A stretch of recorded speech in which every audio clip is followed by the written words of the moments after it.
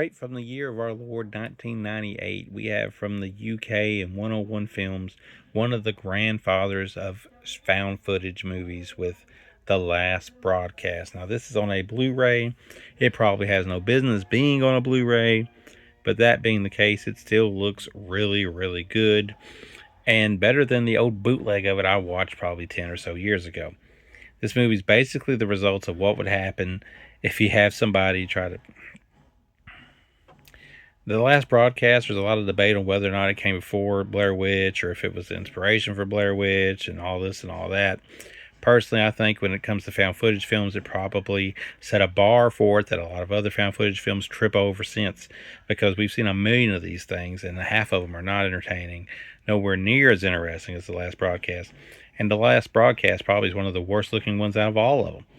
I mean, it looks like a mixture of a public access show and a true crime documentary, but at the same time, it has all the stuff it needs to keep you interested, keep you watching, and keep you questioning just what in the world is going on. The plot basically is you got people going to the woods to find the New Jersey Devil.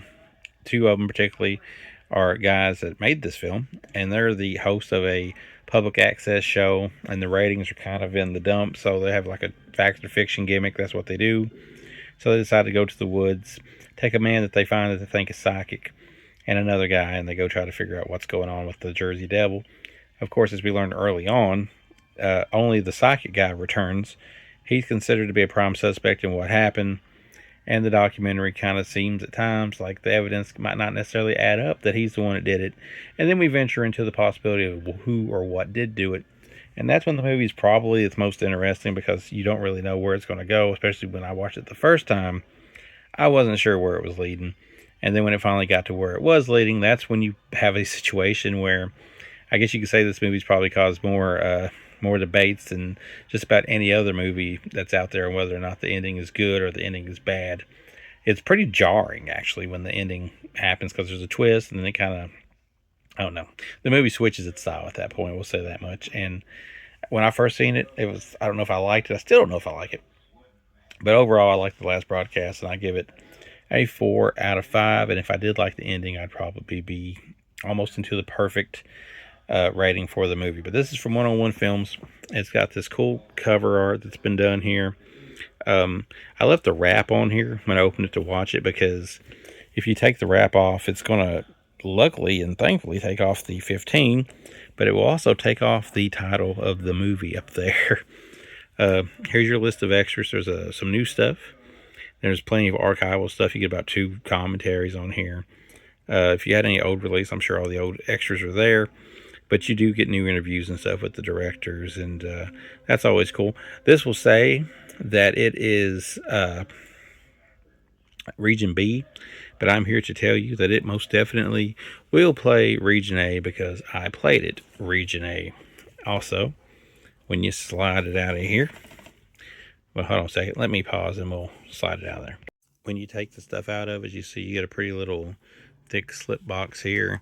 You get a booklet, which talks about The Last Broadcast. Cool things in there if you want to read through that, obviously. And then you get the actual Blu-ray, which if they ever did a standard version of it that came out later on, I'm sure it probably would be like this without that. Has that cover on it. Asks the question, what really happened in the woods that night? Open it up. There's the disc. Pop it out. You still get some pretty cool artwork inside there. But yeah, one of my favorite found footage movies, although it kind of cheats on that whole process at the very end of it. Rumor was that at one time or another, the people that made the Blair Witch saw this and kind of ran with the idea. Is it completely different in a way? Yes. But still, you wonder sometimes if they really did not inspire that movie. And they have inspired plenty of movies since, like the Poughkeepsie tapes. Obviously got its bag from The Last Broadcast. So if you've never seen this, I do suggest you check it out. I'm a fan of it. And it's weird, it's odd, probably don't deserve to be on Blu-ray because it's not that much better on Blu-ray, but it's very much worth checking out. I don't think there's an American Blu-ray. I think the American DVD is long out of print, but 101 Films has it, and it will play in your Region A player, so give it a watch.